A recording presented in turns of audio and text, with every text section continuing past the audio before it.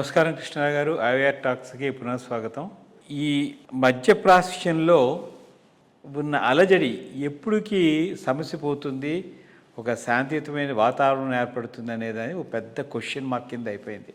ఏదో ట్రంప్ అందరూ కలవడం, దీనికి మళ్ళీ సిగ్నేచర్లు అవ్వడము, తర్వాత నెగోషియేషన్స్ అవ్వడము అన్నీ అయినా మళ్ళీ తీరా చూస్తే మనకి హార్ముజ్ జలసంధిలో షిప్స్ మీద అటాక్ చేసుకోవడం, వీళ్ళు వాళ్ళు కొట్టుకోవడం, అమెరికా చాలా సీరియస్గా తీసి మొత్తం ఇప్పుడు ఇరాన్ ఉనికినే నాశనం చేస్తామని చెప్పడము, తర్వాత ఇరాన్ వాళ్ళు గల్ఫ్ ప్రాంతంలో అమెరికాకి ఎక్కడెక్కడ స్థావరాలు ఉన్నాయి ఆ దేశాన్ని మీద దాడి చేయడము, ప్రతి దాడి చేయడము, ఇదంతా చూస్తుంటే రోజు నిద్రపోతే రేపు పొద్దునకి ఏమవుతుందా అనేటువంటి ఈ సమస్యలు అందరి మనసుల్లోనూ ఉత్పన్నమవుతున్నాయి. ముఖ్యంగా growing economy like in India. అసలు దీనికి అసలు ఇంటెన్షన్ ఏమిటి? నిజంగా ఇరాన్ని కంప్లీట్గా సమూలంగా నాశనం చేయడానికి అమెరికా ఒక వ్యూహం పన్నుతోందా, లేకపోతే మధ్యప్రాచ్యంలో తన ఉనికిని పెట్టుకోవడం కోసమని ఏమైనా స్ట్రాటజీ డెవలప్ చేస్తుందా?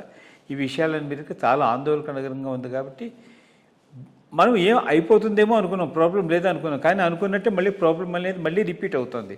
సో దీనికి ఒక కొలిక్కి రావడానికి ఆస్కారం ఉంటుందా, లేకపోతే ఓన్లీ గాల్లో దీపం పెట్టి మనం మాట్లాడుకోవడమే అవుతుందా అనే విషయం మీద చిన్న వివరణ కావాలి. తలపాగుతో నువ్వు అట్లంటే తలుపు చెక్కతో నేను ఇట్లా అంటాను మనం తెలుగు సామెత ఉన్నది. అట్లా వాడేదో రాకెట్ వేయటం, వీడు పోయి 4 చోట్లు ఇది చేసి రావటం. At the heart of it ఇద్దరు గేమ్స్ ప్లే చేస్తున్నారు బేసిక్గా.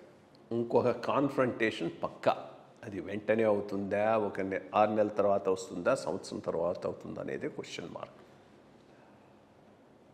ఒకటి, అమెరికా ఒక వ్యూహం వేసుకున్నది. ముందు ఈ ఒప్పందానికి వచ్చి ఆ పైన ఒమన్ ద్వారా ఒక ట్రాన్సిట్ పాయింట్ను డెవలప్ చేద్దామని. అప్పుడు అదేమవుతాయి, అన్నీ కూడా ట్రాన్సిట్ త్రూ ఒమన్ అయిపోతాయి, ఒమన్ వాటర్స్లో. అప్పుడు ఇరాన్ కంట్రోల్ లేకుండా పోతుంది స్ట్రైట్ ఆఫ్ హార్ముజ్ మీద. అది ఇరాన్కు ఇష్టం లేదు ఇట్లాగే పోవాలంట. అది ఎట్లా చెప్తావు?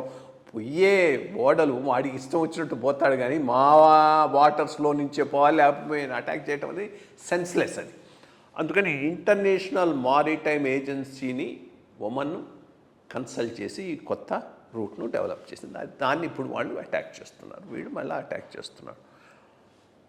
నేను అనుకోవటం ఇట్లా కొంత దీంతోనే దీన్ని కొన్నాళ్ళు కంటిన్యూ చేస్తారు. క్రూషల్ పాయింట్ ఎప్పుడు వస్తుందంటే, ఇరాన్ గనక న్యూక్లియర్ వెపన్ను డెవలప్ చేసుకోవటానికి సీరియస్గా ఎఫర్ట్ మొదలెడితే మాత్రం ఫుల్ స్కేల్ వార్ ఉండేటటువంటి అవకాశం ఉంది. ఇజ్రాయెల్ మాత్రం వెంటనే వారం చేసేసి ఇరాన్ వన్స్ ఫర్ ఆల్ ఇచ్చేసేద్దామన్న మూడ్లో ఉన్నది. బట్ అమెరికానే కొంత రిస్ట్రెయింట్ చూపెట్టి ముందుకు తీసుకుపోతూ ఉన్నది. సో చూడాలి, ఇది ఇంతటితో ఆగిపోయేటటువంటి విషయం కాదు. రెండోది, గల్ఫ్ స్టేట్స్ ఎటువంటి యాటిట్యూడ్తో ఉన్నాయి. Will they want one more war? Will they host USA for that? వాళ్ళు హోస్ట్ చేయకపోతే వాళ్ళ మీద దాడి చేయడం కష్టం. గ్రౌండ్ దాడి చేయాలంటే ఇరాక్ ద్వారా పోవాలి. ఇరాక్లో కూడా ఏదో జరుగుతూ ఉన్నది, ఇప్పుడు ఏదో మన ఏదో జరిగింది నిన్న మొన్నను. సో చూడాలి, వాచ్ చేయాలి. లాస్ట్ వర్డ్ అయితే ఇంకా చెప్పబడలేదు. ఇష్యూస్ ఇంకా ముందుకు పోయేటటువంటి అవకాశం ఉంది. Further conflict at some point of the time looks inevitable. నా దృష్టి. మంచి విషయం చెప్పారండి. చూడాలి మరి ఏ రోజుకి ఆ రోజు ఏ న్యూస్ వస్తుందనే దాని మీద. నమస్కారం.